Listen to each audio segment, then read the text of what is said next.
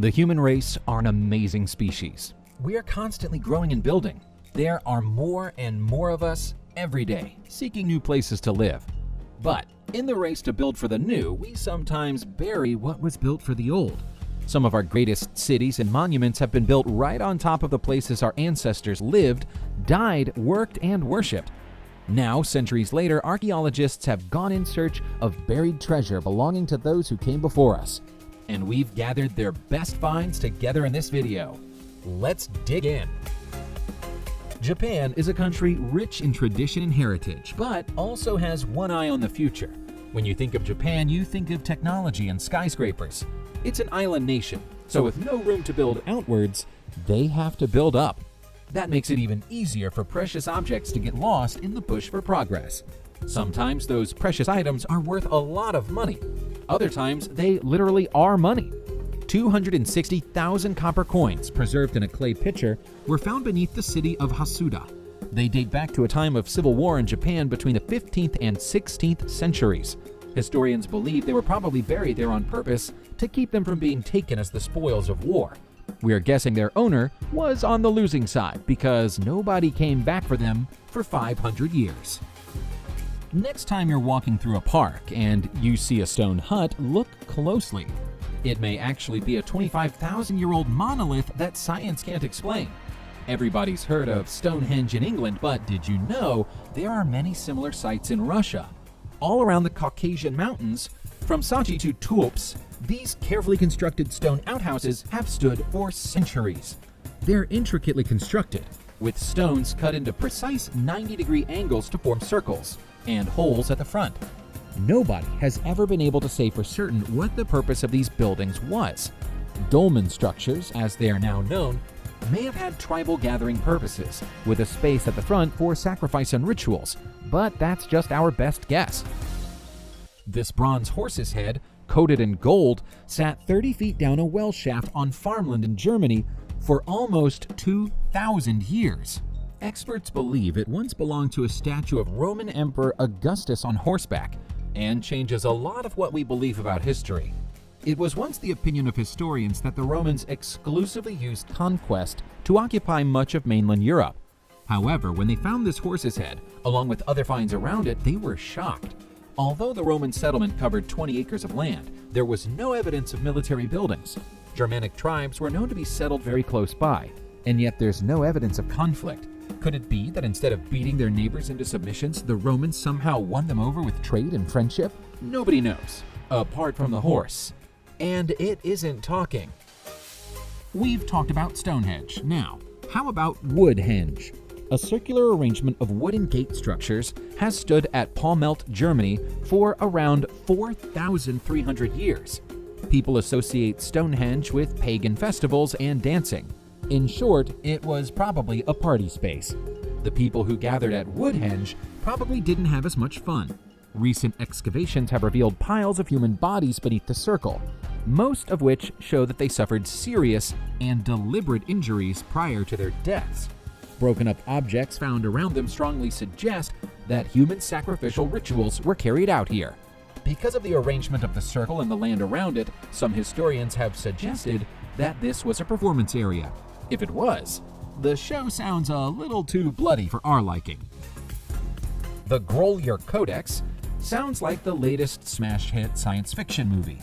In fact, it's one of the most complex documents ever found by archaeologists. It's so unusual that scientists have been arguing for years about whether it's genuine or a forgery. Now, they've all had to accept that it's the real deal.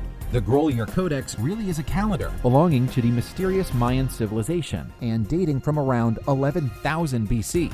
It was found in Mexico. When Spanish conquistadors arrived there, they destroyed every artifact belonging to the Mayans they could find. Almost nothing survived, but this did. And now it's the oldest known surviving Mayan document. The glyph symbols are hard to translate, but experts believe that as well as acting as a calendar, it also makes predictions for the future. Given that the Mayans were known for their doomsday prophecies, perhaps it's better we never find out what it says. Everybody knows the story of Atlantis, the ancient city swallowed by the sea. Far fewer have heard of Heraklion.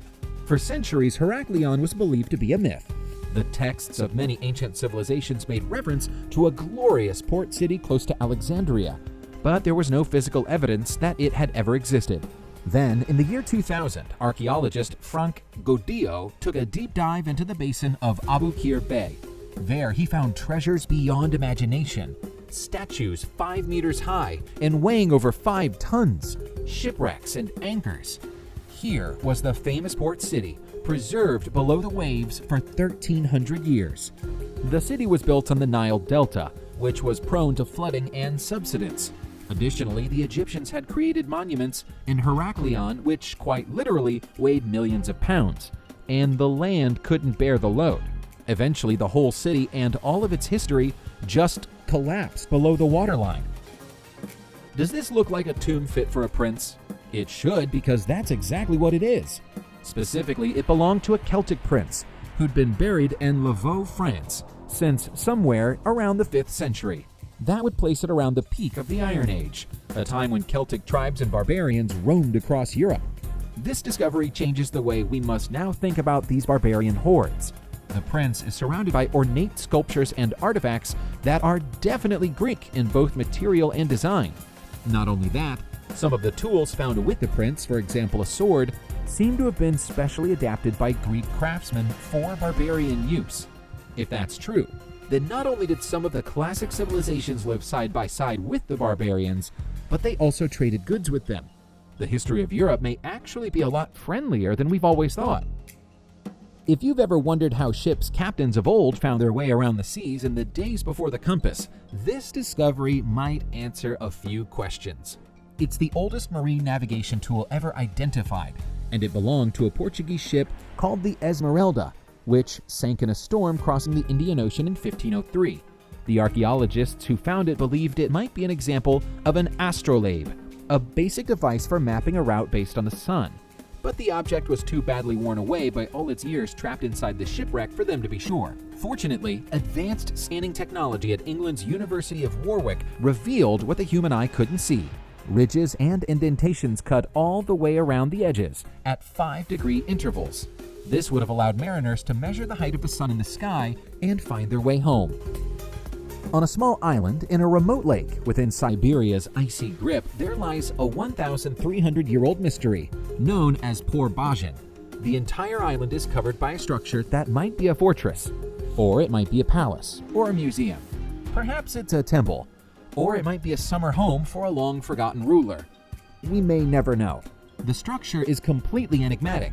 It stands on Russian land, but some of the features of the construction strongly suggest a Chinese influence. The Chinese were never known to settle in this region. The Uyghur Kagante nomadic empire might have built it, but the location has no strategic value, so that wouldn't make sense either. To compound the mystery, the site seems to have been abandoned shortly after construction, with hardly any artifacts left to tell us anything about who lived there. Where did they all go? Why did they leave in such a hurry? Who were they?